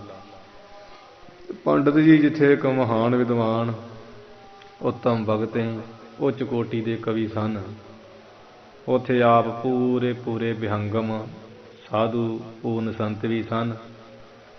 ਆਪ ਨੇ ਸਾਰੀ ਜ਼ਿੰਦਗੀ ਵਿਹੰਗਮੀ ਜੀਵਨ ਵਿੱਚ ਹੀ ਵਿਚਰਦਿਆਂ ਸਾਧੂ ਪੁਣੇ ਵਿੱਚ ਰਹਿੰਦਿਆਂ ਕਾਂਸੀ ਵਿਖੇ, ਬਨਾਰਸ, ਹਰਿਦੁਆਰ ਆਦਿ ਜਿਹੜੇ ਵਿੱਦਿਆ ਦੇ ਕੇਂਦਰ ਮਹਾਨ ਜਿੱਥੇ ਵਿੱਦਿਆ ਪੜ੍ਹਾਈ ਜਾਂਦੀ ਹੈ ਬੇਅੰਤ ਉਹਨਾਂ ਸਥਾਨਾਂ ਵਿੱਚ ਜਾ ਕੇ ਉੱਚ ਵਿੱਦਿਆ ਹਾਸਲ ਕੀਤੀ ਬੜੀ ਮਿਹਨਤ ਮਸ਼ੱਕਤ ਨਾਲ, ਤੇ ਉਸ ਨੂੰ ਪੂਰੀ ਤਰ੍ਹਾਂ ਵਾਚਿਆ, ਵਿਚਾਰਿਆ, ਪੜ੍ਹਿਆ, ਅਧਿਐਨ ਕੀਤਾ, ਅਭਿਆਸ ਕੀਤਾ। ਉਹਨਾਂ ਸਾਰੇ ਗ੍ਰੰਥਾਂ ਦਾ ਨਿਚੋੜ ਅਤੇ ਸੰਸਕ੍ਰਿਤ ਵਿੱਚ ਲਿਖੇ ਗਏ 2 ਗ੍ਰੰਥ, ਜਿਨ੍ਹਾਂ ਵਿੱਚ ਇੱਕ ਸਾਰ ਗਤਾਵਲੀ ਆਪਾਂ ਜਿਹੜਾ ਆਰੰਭ ਕਰਨ ਜਾ ਰਹੇ ਹਾਂ, ਤੇ ਦੂਸਰਾ ਹੈ ਵੈਰਾਗ ਸ਼ਤਕ। ਵੈਰਾਗ ਦਾ ਸ਼ਤਕ 100 ਜਿਹੜਾ ਸ਼ਲੋਕ ਹੈ, ਇਹ ਸੰਸਕ੍ਰਿਤ ਵਿੱਚ ਸੀ। ਇਹਦਾ ਆਮ ਭਾਸ਼ਾ ਵਿੱਚ ਭਾਵ ਪੰਜਾਬੀ ਵਿੱਚ ਉਲੱਥਾ ਤਰਜਮਾ ਕਰਕੇ ਪੰਜਾਬੀ ਦੇ ਵਿਦਿਆ ਪ੍ਰੇਮੀਆਂ ਤੇ ਮਹਾਨ ਉਪਕਾਰ ਕੀਤਾ ਆਪ ਜੀ ਨੇ। ਵੈਰਾਗ ਸ਼ਤਕ ਜੋ ਗ੍ਰੰਥ ਹੈ ਭਰਤਰ ਜੀ ਦਾ, ਜੋਗੀ ਦਾ, ਉਸ ਨੂੰ ਹੀ ਜੋ ਆਪ ਨੇ ਆਪਣੇ ਨਗਰ ਵਿੱਚ ਹੀ ਸ਼ੁਰੂ ਕੀਤਾ ਸੀ ਵੈਰਾਗ ਸ਼ਤਕ ਨੂੰ, ਤੇ ਉਹਦੀ ਸਮਾਪਤੀ ਗ੍ਰੰਥ ਦੀ ਵੈਰਾਗ ਸ਼ਤਕ ਦੇ ਦੀ ਸ੍ਰੀ ਅੰਮ੍ਰਿਤਸਰ ਵਿੱਚ ਆ ਕੇ ਕੀਤੀ। ਕਿਉਂਕਿ ਆਪ ਜੀ ਨੇ ਲਿਖਿਆ ਉੱਥੇ ਸੋਰਠੇ ਵਿੱਚ ਭਰਤ ਸ਼ਤਕ ਵੈਰਾਗ ਪ੍ਰਾਰੰਭਿਓ ਚੂਹਣੀਪੁਰੇ। ਆਪਣੇ ਨਗਰ ਸ਼ੁਰੂ ਕੀਤਾ ਚੂਹਣੀਪੁਰ ਜਿਹੜਾ ਲਾਹੌਰ ਸੀ। ਸਮੰਗ ਪਵਿੱਤਰ ਪ੍ਰਯਾਗਰਾਜ ਦੇ ਬਰਾਬਰ ਪਵਿੱਤਰ ਭਾਵ ਮਹਾਨ ਪ੍ਰਯਾਗਰਾਜ ਤੋਂ ਸੁਦਾਸਰੇ ਇਤ ਸ੍ਰੀ ਭਇਓ। ਸੁਦਾਸਰੇ ਕਹੀਏ ਜੋ ਅੰਮ੍ਰਿਤ ਦਾ ਸਰੋਵਰ ਹੈ, ਉਹ ਕੀ ਅੰਮ੍ਰਿਤਸਰ ਇੱਥੇ ਆ ਕੇ ਇਤੀ ਸਮਾਪਤ ਹੋਇਆ ਸੀ। ਅਤੇ ਉਸ ਦੀ ਸਮਾਪਤੀ ਦਾ ਸੰਮਤ 1886 ਵਿੱਚ ਆਪ ਜੀ ਨੇ ਦਿੱਤਾ ਹੈ। ਉਹ ਜੋ ਦੋਹਰਾ ਵੀ ਲਿਖਿਆ ਹੈ, ਸਾਸ ਵਸ ਰਸ ਸਸਵਤੀ ਦਰ ਸਾਸੂ ਕੇ ਮਾਹੇ ਸੰਪੂਰਨ ਭਾਇਓ ਗ੍ਰੰਥ ਸ਼ੋਭ ਆਹੇ। ਇਹ ਅਧਿਆਇ ਜਿਹੜਾ 13ਵਾਂ ਨਾ ਵੈਰਾਗ ਸ਼ਤਕ ਦਾ, ਉਹਦੇ ਵਿੱਚ ਆਉਂਦਾ 78ਵੇਂ ਸ਼ਲੋਕ 'ਚ। ਇਹ ਹੱਥਲੀ ਪੁਸਤਕ ਜਿਹੜੀ ਸਾਰ ਕਿਤਾਵਲੀ ਹੈ, ਵਿਦਵਾਨ ਕਵੀ ਨੇ ਆਪਣੇ ਨਗਰ ਵਿੱਚ ਸ਼ੁਰੂ ਕੀਤੀ, ਲਾਹੌਰ ਆ ਕੇ ਸਮਾਪਤੀ ਕੀਤੀ ਸੀ। ਉਹਦੇ ਬਾਰੇ ਵੀ ਇਹਦੇ ਵਿੱਚ ਹੀ ਆਏਗਾ ਅਧਿਆਇ 15ਵੇਂ ਵਿੱਚ। ਨਭ ਨਾਗ ਸਿੱਧੀ ਸਸ ਸੰਬਦ ਸਾਵਣ ਮੰਗਲ ਥਿਤ ਛਟੀ ਪਖ ਸਿਆਮਾ ਚੂਹਣੀਪੁਰ ਮਹਿ ਆਰੰਭ ਕਰਿਓ ਇਤ ਸ੍ਰੀ ਲਵ ਧਾਮ ਸਭਾ ਜਿਤ ਨਾਮਾ। ਲਵ ਧਾਮ ਭਾਵ ਜੋ ਲਹੂ ਸੀ ਸ਼੍ਰੀ ਰਾਮ ਚੰਦਰ ਭਗਵਾਨ ਜੀ ਦੇ ਪੁੱਤਰ, ਉਹਨਾਂ ਦਾ ਧਾਮ ਕੀ ਘਰ, ਉਹ ਕੀ ਲਾਹੌਰ। ਲਾਹੌਰ ਦੇ ਵਿੱਚ ਸਭਾ ਜਿਤ ਭਾਵ ਸਾਰ ਕਿਤਾਵਲੀ ਨਾਮੇ ਗ੍ਰੰਥ ਇਤੀ ਸਮਾਪਤ ਹੋਇਆ ਸੀ। ਅਰਥਾਤ ਵੀ ਸਾਵਣ ਮਹੀਨੇ ਦੀ 6ਵੀਂ ਥਿਤ ਸੀ। ਹਾਂਜੀ, ਹਨੇਰਾ ਪੱਖ ਚੰਦਰਮਾ ਦਾ ਤੇ ਦਿਨ ਮੰਗਲਵਾਰ 1833 ਈਸਵੀ ਭਾਵ 1890 ਬਿਕਰਮੀ ਸੰਮਤ ਸੀ। ਤੇ ਵੇਖੋ ਇਹ ਏਡੇ ਮਹਾਨ ਗ੍ਰੰਥ ਦੋਨੋਂ ਲਿਖੇ ਹੈ, ਜਿਨ੍ਹਾਂ ਦੀ ਪ੍ਰਮਾਣਿਕਤਾ ਦਾ ਸਬੂਤ ਸਾਨੂੰ ਸਾਰੇ ਵਿਦਵਾਨਾਂ ਨੂੰ, ਪੜ੍ਹਨ ਵਾਲਿਆਂ, ਗੁਣੀ ਗਿਆਨੀਆਂ ਨੂੰ, ਸੰਤਾਂ ਮਹਾਂਪੁਰਸ਼ਾਂ ਨੂੰ ਇੱਥੇ ਮਿਲ ਜਾਂਦਾ, ਸਿੱਖ ਜਥੇਬੰਦੀਆਂ ਨੂੰ ਤੇ ਟਕਸਾਲਾਂ ਨੂੰ, ਸੰਪਰਦਾਵਾਂ ਨੂੰ, ਕਿ ਜਦੋਂ ਕਥਾ ਸਿੱਖਣੀ ਹੁੰਦੀ ਹੈ ਉਦੋਂ ਵਿਦਿਆਰਥੀ ਨੂੰ ਸਾਰ ਕਿਤਾਵਲੀ ਸਭ ਤੋਂ ਪਹਿਲਾਂ ਪੜ੍ਹਾਈ ਜਾਂਦੀ। ਕਦੀ ਸਾਰ ਕਿਤਾਵਲੀ ਪੜ੍ਹਾ ਦਿੰਦੇ ਆ, ਕਦੀ ਚਾਣਾਕਿਆ ਨੀਤੀ ਭਾਵ ਸੌਖੇ ਹੈ ਨਾ ਗ੍ਰੰਥ, ਸਰਲ ਹੈ ਭਾਵੇਂ ਸਿਧਾਂਤ ਬਹੁਤ ਉੱਚਾ ਵੱਡਾ। ਤੇ ਉਦੋਂ ਇਹ ਸਾਰ ਕਿਤਾਵਲੀ ਪੜ੍ਹਾਈ ਜਾਂਦੀ ਹੈ। ਵਿਦਿਆਰਥੀ ਪੜ੍ਹਨ ਵਾਲੇ, ਵਿਦਵਾਨ ਪੜ੍ਹਾਉਣ ਵਾਲੇ, ਗੁਣੀ ਗਿਆਨੀ ਦੋਹਾਂ ਲਈ ਆਪ ਦੀ ਜਿਹੜੀ ਦੇਣ ਆ ਨਾ ਪੰਡਿਤ ਹਰਦਿਆਲ ਜੀ ਦੀ, ਬਹੁਤ ਉਪਯੋਗੀ ਤੇ ਲਾਹੇਵੰਦ। ਭਾਵੇਂ ਕਿ ਟੀਕੇ ਤੇ ਮੂਲ ਬਹੁਤ ਲਿਖੇ ਗਏ ਹਨ, ਸੰਸਕ੍ਰਿਤ ਵਿੱਚ ਵੀ, ਆਮ ਭਾਸ਼ਾ ਵਿੱਚ ਵੀ ਜਿਹੜੀ ਆਪਾਂ ਪੜ੍ਹ ਰਹੇ ਹਾਂ, ਪਰ ਇਹਦੇ ਪਾਠਾਂ ਦੀ ਸੋਧ ਸਦਾਈ ਬਹੁਤ ਗਲਤ ਹੋ ਚੁੱਕੀ ਹੈ। ਦੂਸਰਾ ਇਹ ਵੀ ਹੈ, ਹੋਰ ਵੀ ਰਲੇ ਮੁਤਾਬਕ ਇੱਧਰ ਉੱਧਰ ਹੇਰਾ ਫੇਰੀ ਕਰ ਦਿੱਤੀ ਕਈ ਥਾਵਾਂ 'ਤੇ। ਪਰ ਪੰਡਿਤ ਹਰਦਿਆਲ ਜੀ ਨੇ ਜਦੋਂ ਵੀ ਅਧਿਆਇ ਸ਼ੁਰੂ ਕੀਤਾ ਉਦੋਂ ਦੱਸ ਦਿੱਤਾ ਇਹਦੇ ਵਿੱਚ ਅਧਿਆਇ 'ਚ ਕਿੰਨੇ ਸ਼ਲੋਕ ਹੈ ਅਤੇ ਸਮਾਪਤੀ 'ਤੇ ਕਿੰਨੇ ਪੂਰੇ ਹੈ, ਉਹਨਾਂ ਦੀ ਗਿਣਤੀ ਕੀਤੀ ਹੈ। ਨਾਲ ਹੀ ਉਹਨਾਂ ਨੇ ਆਰੰਭ ਤੋਂ ਪਹਿਲਾਂ ਵੀ ਦੱਸ ਦਿੱਤਾ ਹੈ ਇਸ ਸਾਰ ਕਿਤਾਵਲੀ ਗ੍ਰੰਥ ਵਿੱਚ ਕਿੰਨੇ ਜਿਹੜੇ ਆ ਸਾਰੇ ਛੰਦ। ਸੋ ਪੰਡਿਤ ਹਰਦਿਆਲ ਜੀ ਨੇ ਬੜੀ ਵੱਡੀ ਸਾਧ ਸੰਗਤ ਦੀ ਦੇਣ ਜਿਹੜੀ ਸਾਨੂੰ ਦਿੱਤੀ ਹੈ, ਤੇ ਉਸ ਨੂੰ ਵਿਦਵਾਨ ਜਨ ਪੜ੍ਹਦੇ ਆ ਰਹੇ ਆ। ਆਪਾਂ ਵੀ ਪੜ੍ਹਨ ਲੱਗੇ ਹਾਂ, ਗੁਰੂ ਦੀ ਕਿਰਪਾ ਨਾਲ ਵਿਚਾਰ ਕਰਨ ਲੱਗੇ ਹਾਂ। ਗੁਰੂ ਸਾਹਿਬ ਆਪ ਹੀ ਕਿਰਪਾ ਕਰਕੇ ਇਸ ਗ੍ਰੰਥ ਦੀ ਜਿਹੜੀ ਸਮਾਪਤੀ ਹੈ ਬੜੇ ਮਹਾਰਾਜ ਸੁਚੱਜੇ ਢੰਗ ਨਾਲ ਕਰਵਾ ਲੈਣ। ਤੇ ਕਿਉਂਕਿ ਇਹ ਸੰਸਕ੍ਰਿਤ ਵਿੱਚ ਸੀ ਸਾਰ ਕਿਤਾਵਲੀ ਗ੍ਰੰਥ, ਜਿਹਨੂੰ ਸੂਕਤਾਵਲੀ ਲਿਖਿਆ ਹੈ ਪੰਡਿਤ ਹਰਦਿਆਲ ਜੀ ਨੇ ਇਸੇ ਗ੍ਰੰਥ ਵਿੱਚ ਹੀ ਨਾਮ ਦੱਸਦਿਆਂ ਹੋਇਆਂ ਵੀ ਇਸ ਗ੍ਰੰਥ ਦੇ ਕਿੰਨੇ ਨਾਮ ਹੈ, ਤੇ ਉਹ ਸੰਸਕ੍ਰਿਤ ਵਿੱਚ ਹੈ। ਉਹਨਾਂ ਨੇ ਸੰਸਕ੍ਰਿਤ ਤੋਂ ਆਮ ਭਾਸ਼ਾ ਵਿੱਚ ਕਰਕੇ ਸਾਨੂੰ ਇੱਕ ਖਜ਼ਾਨਾ ਬਖਸ਼ਿਆ, ਜਿਹਦਾ ਲਾਹਾ ਅੱਜ ਸੰਪਰਦਾਵਾਂ ਦੇ ਵਿੱਚ ਪੜ੍ਹਨ ਵਾਲੇ ਵਿਦਿਆਰਥੀ ਗੁਣੀ ਜਨ ਮਹਾਂਪੁਰਸ਼ ਲੈ ਕੇ ਸੰਗਤਾਂ ਵਿੱਚ ਵਿਦਵਤਾ ਆਪਣੀ ਯਾਹਰ ਪ੍ਰਗਟ ਕਰਦੇ ਹਨ। ਸੋ ਇਹ ਸੀ ਉਥਾਨਕਾ। ਤੇ ਉਥਾਨਕਾ ਤੋਂ ਬਾਅਦ ਪੰਡਿਤ ਹਰਦਿਆਲ ਜੀ ਨੇ ਮੰਗਲ ਕੀਤਾ ਹੈ ਸਤਿਗੁਰੂ ਮਹਾਰਾਜ ਜੀ ਦਾ। ਜਾਂ ਐਵੇਂ, ਕਿਉਂਕਿ ਪੰਡਿਤ ਹਰਦਿਆਲ ਜੀ ਦੇ ਗੁਰੂ ਘਰ ਦੇ ਸ਼ਰਧਾਲੂ ਸੀ, ਉਹਨਾਂ ਮੰਗਲ ਕੀਤਾ ਹੈ। ਗ੍ਰੰਥ ਤੇ ਜਿਹੜਾ ਹੈ ਉਹ ਸ਼ੁਰੂ ਹੋ ਹੀ ਜਾਂਦਾ ਹੈ ਸ੍ਰੀ ਪਦ ਪ੍ਰਥਮ ਨਮਾਮ ਮਾਮ। ਉਹ ਜਿਹੜੇ ਹੈ ਪੰਡਿਤ ਜੀ ਨੇ ਮੰਗਲ ਕੀਤੇ ਆ, ਕਿਉਂਕਿ ਕਵੀਆਂ ਦੀ ਜਿਹੜੀ ਸੰਕੇਤ ਮਰਿਆਦਾ ਜੋ ਨਿਯਮ ਹੈ, ਇੱਕ ਜੋ ਧੁਰਾ ਕਵੀਆਂ ਨੇ ਬੱਧਿਆ ਉਹਦੇ ਮੁਤਾਬਕ ਵੀ ਮੰਗਲ ਲਿਖੇ ਆ ਗ੍ਰੰਥ ਵਿੱਚ। ਸਭ ਤੋਂ ਪਹਿਲਾਂ ਜਿਹੜਾ ਸਤਿਗੁਰੂ ਜੀ ਦਾ ਮੰਗਲ ਲਿਖਿਆ ਆਪਣਾ ਇਸ਼ਟ ਜਣਾਉਂਦਿਆਂ ਵੀ ਮੇਰਾ ਇਸ਼ਟ ਕੀ ਹੈ, ਕਿਉਂਕਿ ਪੰਡਿਤ ਬੇਣੀ ਪ੍ਰਸਾਦ ਜਦੋਂ ਗੁਰੂ ਕਾ ਸਿੱਖ ਹੈ ਤੇ ਪੰਡਿਤ ਹਰਦਿਆਲ ਜੀ ਤੇ ਗੁਰੂ ਕਾ ਸਿੱਖ ਹੀ ਹਨ। ਇਸ ਤਰ੍ਹਾਂ ਉਹਨਾਂ ਨੇ ਮੰਗਲ ਲਿਖਿਆ ਹੈ। ਤੇ ਸਤਿਗੁਰੂ ਦੀ ਕਿਰਪਾ ਨਾਲ ਤੁਸੀਂ ਐਵੇਂ ਵੀ ਸਮਝ ਸਕਦੇ ਵੀ ਚਲੋ ਆਉਣ ਵਾਲੇ ਵਿਦਵਾਨਾਂ ਨੇ ਵੀ ਮੰਗਲ ਲਿਖਿਆ ਹੈ, ਕਿਉਂਕਿ ਆਪਾਂ ਜਦੋਂ ਪੜ੍ਹਨਾ ਆਪਾਂ ਨੇ ਗੁਰੂ ਦੇ ਨਾਮ ਤੋਂ ਹੀ ਸ਼ੁਰੂ ਕਰਨਾ। ਸਾਡੇ ਵਾਸਤੇ ਤੇ ਗੁਰੂ ਮਹਾਨ ਹੈ। ਤੇ ਇਹ ਗ੍ਰੰਥ ਦੀ ਉੱਪਰ ਬੜੀ ਵੱਡੀ ਇੱਕ ਜਿਹੜੀ ਸਾਧ ਸੰਗਤ ਜੀ ਵਿਚਾਰ ਹੈ, ਜਦੋਂ ਗ੍ਰੰਥ ਆਰੰਭ ਕਰਨਾ ਉਹਦੇ ਮੰਗਲ ਤੋਂ ਸਿੱਧ ਹੋ ਜਾਂਦਾ ਵੀ ਇਹ ਕਵੀ ਸਾਹਿਬ ਕਿਹਦਾ ਉਪਾਸਕ ਹੈ। ਸੋ ਸਭ ਤੋਂ ਪਹਿਲਾਂ ਤੇ ਇੱਕ ਓਂਕਾਰ ਸਤਿਗੁਰ ਪ੍ਰਸਾਦ ਮੰਗਲ ਸਤਿਗੁਰੂ ਨਾਨਕ ਦੇਵ ਮਹਾਰਾਜ ਦਾ ਬਖਸ਼ਿਆ ਹੋਇਆ, ਗੁਰੂ ਅਰਜਨ ਸਾਹਿਬ ਮਹਾਰਾਜ ਜੀ ਦਾ ਬਖਸ਼ਿਆ ਹੋਇਆ ਮੰਗਲ ਹੈ। ਉਹ ਇਵੇਂ ਆ ਜਿਹਦੀ ਸੰਖੇਪ ਦੇ ਵਿੱਚ ਵਿਚਾਰ ਇੱਕ ਓਂਕਾਰ, ਇੱਕ ਜੋ ਪਰਮਾਤਮਾ ਹੈ, ਅਦੁੱਤੀ ਬ੍ਰਹਮ, ਸਰਬ ਵਿਆਪੀ, ਖੰਡਾ ਬ੍ਰਹਿਮੰਡਾਂ ਦਾ ਮਾਲਕ, ਕੋਟ ਬ੍ਰਹਿਮੰਡ ਕੋ ਠਾਕੁਰ ਸੁਆਮੀ। ਉਹ ਕਿੰਨੇ ਆ? ਬਹੁਤੇ ਨਹੀਂ ਆ, ਇੱਕ ਹੀ। ਕਰੋੜਾਂ ਬ੍ਰਹਿਮੰਡਾਂ ਦੇ ਬਹੁਤੇ ਮਾਲਕ ਨਹੀਂ ਹੈ, ਜਿਵੇਂ ਥਾਂ ਥਾਂ ਦੇ ਮਾਲਕ ਹੁੰਦੇ ਆ ਸ਼ਹਿਰਾਂ ਦੇ, ਦੇਸ਼ਾਂ ਦੇ।